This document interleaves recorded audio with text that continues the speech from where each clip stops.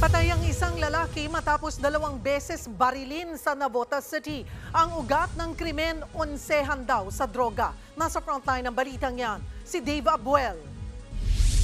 Nag-aabang sa kalsada ang isang lalaking nakaputi at isa pang sakay ng e-bike nang makunan sa CCTV nitong Martes sa Navotas City.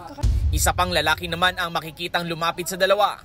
May inihagis na pakete ang lalaking nakaputi na sinalo naman ng kararating lang na lalaki. Pareha silang naglakad sa magkaibang direksyon. Pero maya-maya biglang naglakad pabalik ang nakaputi at tila may inilabas mula sa shorts nito.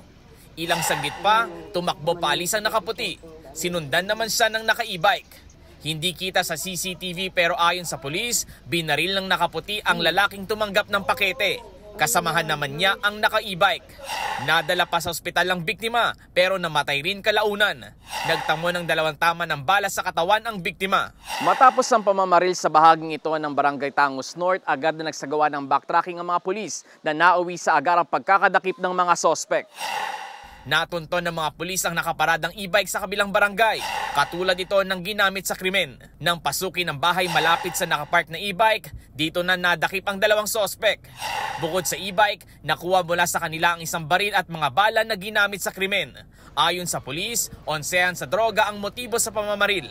Hindi na nakakarimit ang biktima doon sa sospek ay sinit up niya upang nung sa oras na iyon ay maisakatuparan niya ang kanyang planong pagpatay doon sa biktima.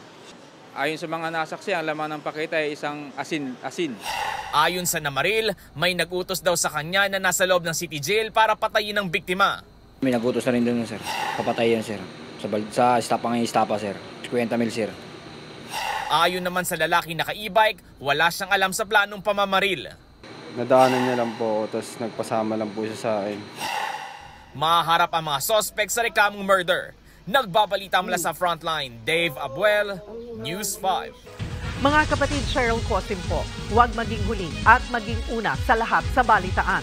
Para sa tuloy-tuloy na talakayan sa frontline, mag-follow at mag-subscribe sa social media pages ng News 5.